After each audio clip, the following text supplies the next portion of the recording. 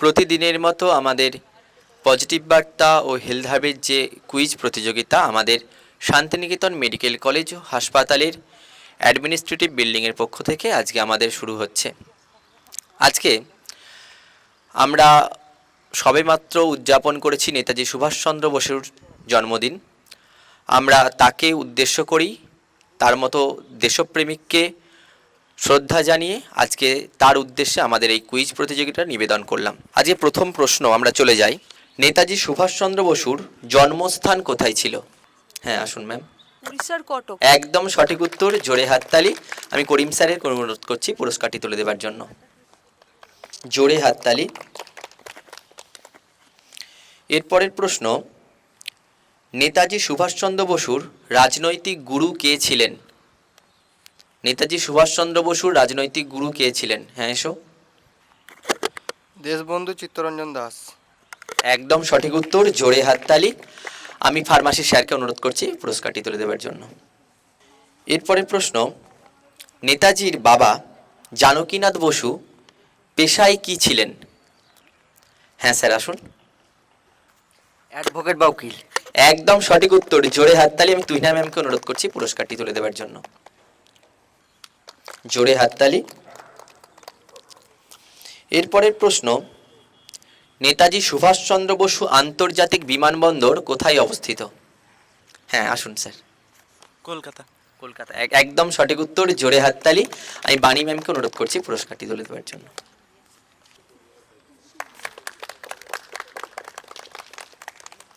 এরপরের প্রশ্ন, নেতাজির সুভাষচন্দ্র বসুর যে কোনো একটি আত্মজীবনীর নাম বলো। দুটো আত্মজীবনী ছিল, যে কোনো একটি। আর কেউ না? হ্যাঁ এসো। Indian pilgrims. ওটা অসমাপ্ত ছিল, তাই হোক ঠিক হয়েছে, সঠিক উত্তর, জোরে হাততালি। আমি জিতেন্দ্র স্যারকে অনুরোধ করছি পুরস্কারটি তুলে দেওয়ার জন্য। জোরে হাততালি। এরপরের প্রশ্ন, আজাদ হিন্দ ফৌজের যে নারী বাহিনী ছিল সেই নারী বাহিনীর নাম কি ছিল? আজাদ হিন্দ ফৌজের 5টি বাহিনী ছিল, যে নারী বাহিনী ছিল তার নাম কি ছিল? একজন আমাদের স্বাধীনতা সংগ্রামী বলা ভুল, আমাদের একজন সেপাহীর নামে। হ্যাঁ কে, আর কে পারবে? আর কেউ? একজন রানী ছিল, এটাও হিন্টস দিলাম। বলতে পারলে এসো। হ্যাঁ এসো। ঝাঁসি রানী লক্ষ্মীবাই। ঝাঁসির রানী বাহিনী। একদম সঠিক উত্তর, জোরে হাততালি। আমি কৃষ্ণা ম্যামকে অনুরোধ করছি পুরস্কারটি তুলে দেওয়ার জন্য। জোরে হাততালি। এরপরের প্রশ্ন, নেতাজি সুভাষচন্দ্র বসু কোন ছদ্মনামে মহানিষ্ক্রমণের পথ বেছে নেন? যে ছদ্মনামটি নিয়ে নেতাজি ভারত ত্যাগ করেছিলেন, কোন ছদ্মনাম? আর কেউ? হ্যাঁ আসুন। মোহাম্মদ জিয়াউর। একদম সঠিক উত্তর, জোরে হাততালি। আমি ফার্মাসি স্যারকে অনুরোধ করছি পুরস্কারটি তুলে দেওয়ার জন্য। জোরে হাততালি। এরপরের প্রশ্ন, নেতাজি সুভাষচন্দ্র বসু কংগ্রেস ত্যাগ করার পরে নিজে একটি দল গঠন করেন, দলটি কোন দল? হ্যাঁ স্যার আসুন। Forward block. একদম সঠিক উত্তর, জোরে হাততালি। আমি জয়ন্তী ম্যামকে অনুরোধ করছি পুরস্কারটি তুলে দেওয়ার জন্য। জোরে হাততালি। এরপরের প্রশ্ন, নেতাজি সুভাষচন্দ্র বসুর মায়ের নাম কি ছিল? নেতাজি সুভাষচন্দ্র বসুর মায়ের নাম? আর কেউ? আর কেউ পারবে না? হ্যাঁ স্যার আসুন। জানকীনাথ বসু। মা, মায়ের নাম জানকীনাথ বসু তো বাবা। আর কেউ? আসুন ম্যাম। হ্যাঁ কৃষ্ণা ম্যাম আসুন। প্রভাবতী দেবী। একদম সঠিক উত্তর, জোরে হাততালি।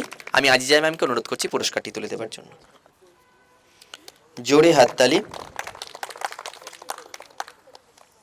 এরপরে প্রশ্ন, আইসিএস পরীক্ষায় নেতাজি সুভাষচন্দ্র বসু কততম স্থান পান?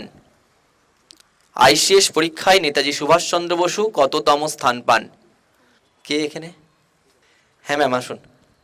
চতুর্থতম। একদম সঠিক উত্তর, জোরে হাততালি। আমি ম্যামকে অনুরোধ করছি পুরস্কারটি তুলে দেওয়ার জন্য। জোরে হাততালি। আজকের শেষ প্রশ্ন, কোন অধিবেশনে নেতাজি সুভাষচন্দ্র বসু কংগ্রেসের সভাপতিত্ব পদ থেকে ইস্তফা দেন?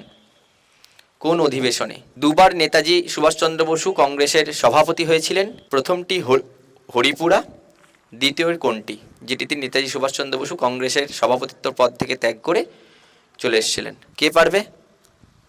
হ্যাঁ শো। ত্রিপুরা অধিবেশন। একদম সঠিক উত্তর, জোরে হাততালি। আমি স্যারকে অনুরোধ করছি পুরস্কারটি তুলে দেওয়ার জন্য। জোরে হাততালি। আজ আমাদের নেতাজি সুভাষচন্দ্র বসুর স্মরণে আমাদের যে কুইজ প্রতিযোগিতা হলো, সেই কুইজ প্রতিযোগিতা আমাদের এখানেই শেষ হচ্ছে। সকলে খুব ভালো থাকুন, সুস্থ থাকুন, আনন্দ থাকুন। নমস্কার।